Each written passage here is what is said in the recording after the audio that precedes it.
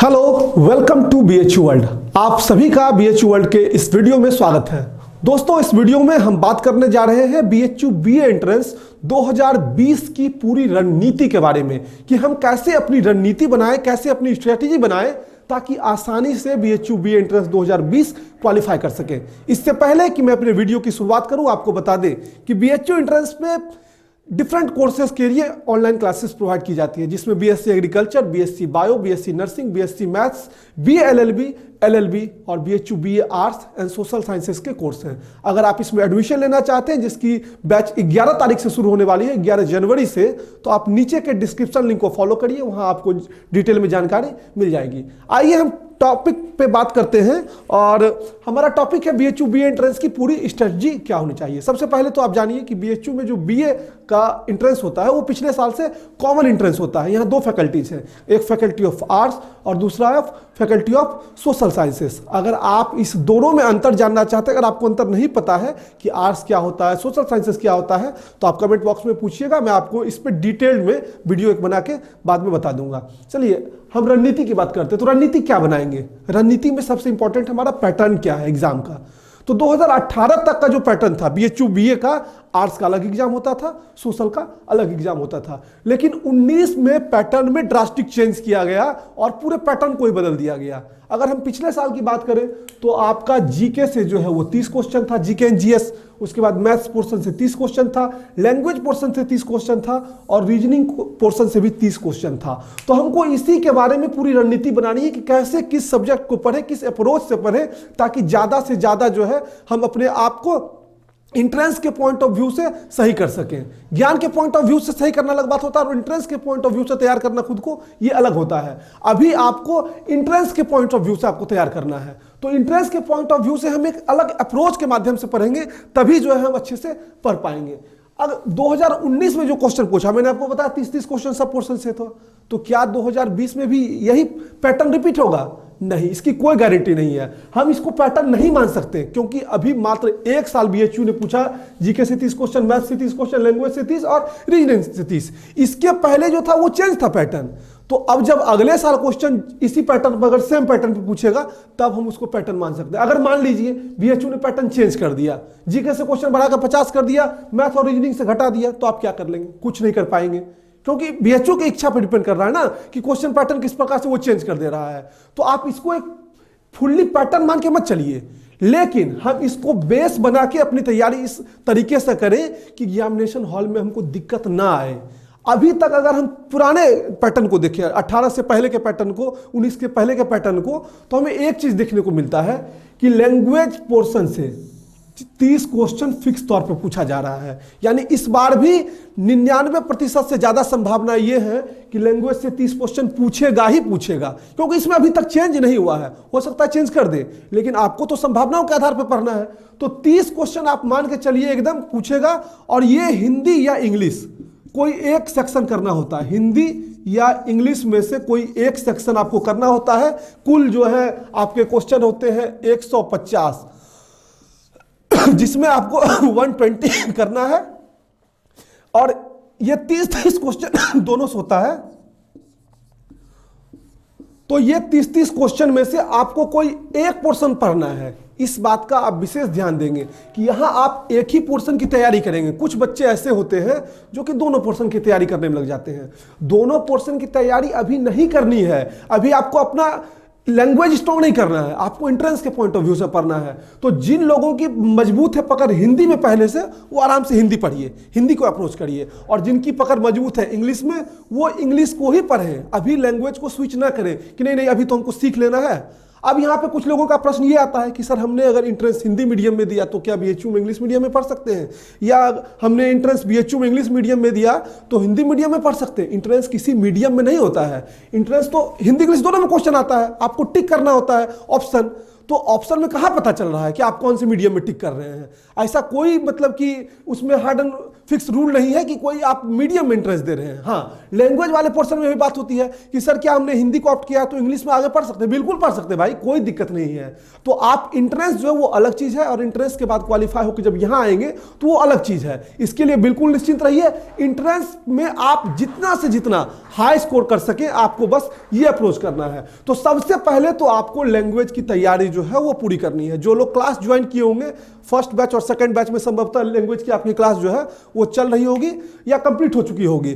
Third batch में भी language की क्लास जो है वो शुरू होने वाली होगी। तो आप लैंग्वेज पे अपनी पकड़ मजबूत करिए और प्रैक्टिस के लिए निश्चिंत रहिए। जनवरी के बाद इतनी प्रैक्टिस आपको करवाई जाएगी जो कोर्स में एनरोल्ड है कि आपका हर वो पोर्शन मजबूत हम लोग कर देंगे जो आपके एंट्रेंस में अंदर एग्जामिनेशन हॉल में काम आएगा। उसके बाद दूसरा आसान पोर्शन जो इसमें हमारा है वो है रीजनिंग। इससे भी 30 क्वेश्चन पूछे जाने की संभावनाएं हैं, लेकिन अगर कम भी करेगा तो कितना 20 पूछेगा, उतना पूछेगा।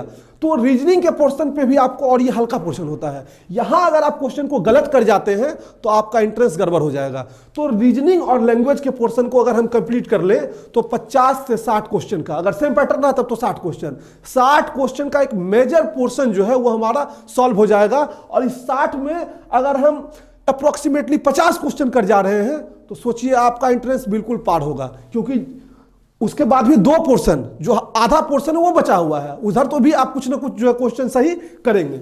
उसके बाद देखिए, उसके बाद जिस पोर्शन में हमको ध्यान देना है वो है मैथ्स का पोर्शन।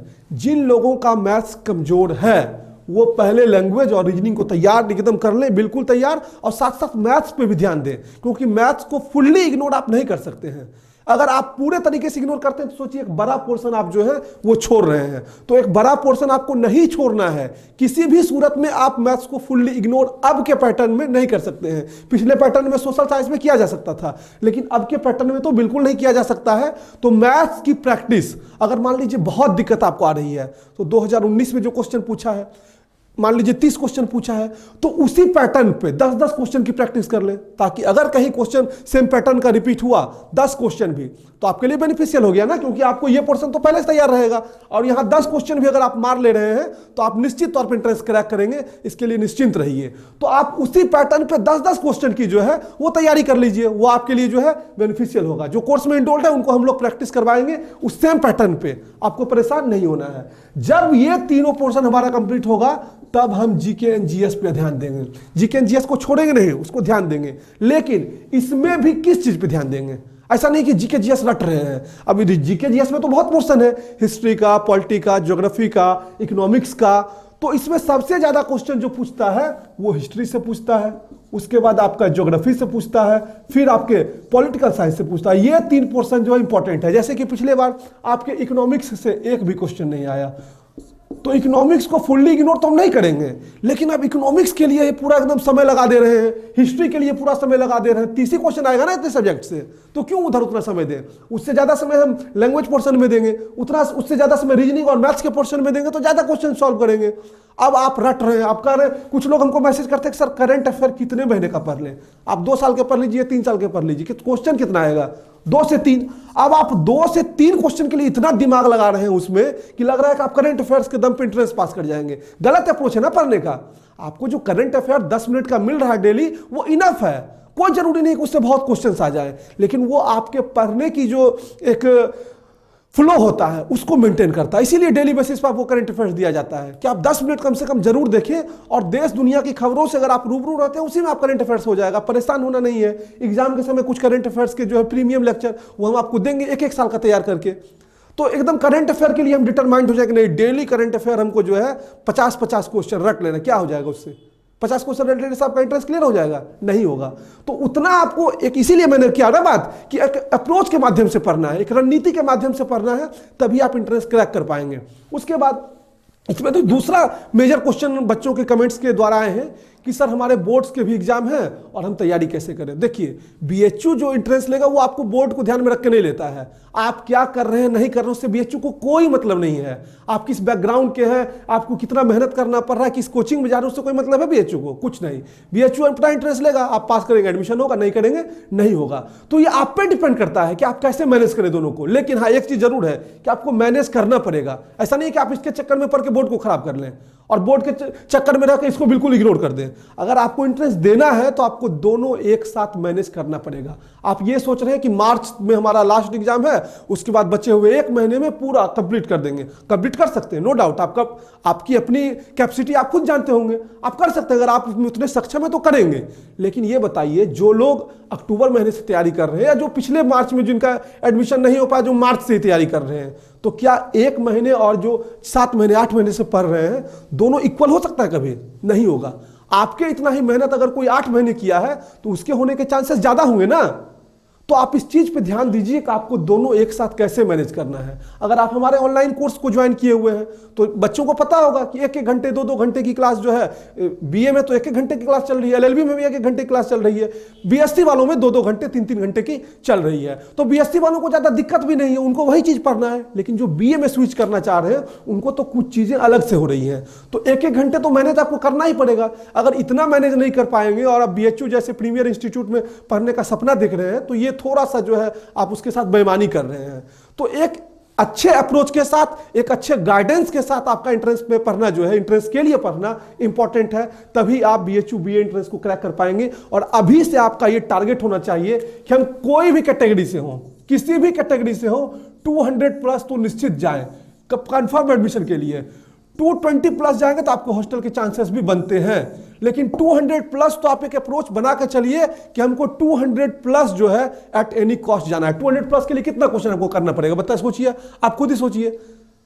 अप्रोक्सीमेटली अगर 70 क्वेश्चन भी कर ले रहे हैं तो 210 आ रहा है। तो आप 120 क्वेश्चन में 70 क्वेश्चन, लगभग 50 क्वेश्चन आप नहीं करेंगे फिर भी आपका हो रहा है।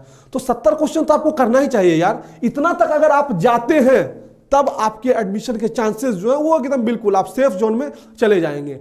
तो आप अभी से इसी तरीके से, इसी पैटर्न पे लैंग्वेज को मजबूत करिए, लैंग्वेज के बाद रीजनिंग की प्रैक्टिस करिए, फिर आप मैथ्स में प्रैक्टिस करिए जैसे मैंने आपको बताया, और फिर जीके एंड जीएस पे। ऐसा नहीं है कि आप पूरा टाइम क्योंकि जीके एंड जीएस का सिलेबस जो वो बहुत वास्ट है। अब इसी में हम अपना 6 महीने में 3 महीने लगा देंगे जीके एंड जीएस तैयार करने में, तो कहां से अदर पोर्शन को तैयार कर पाएंगे।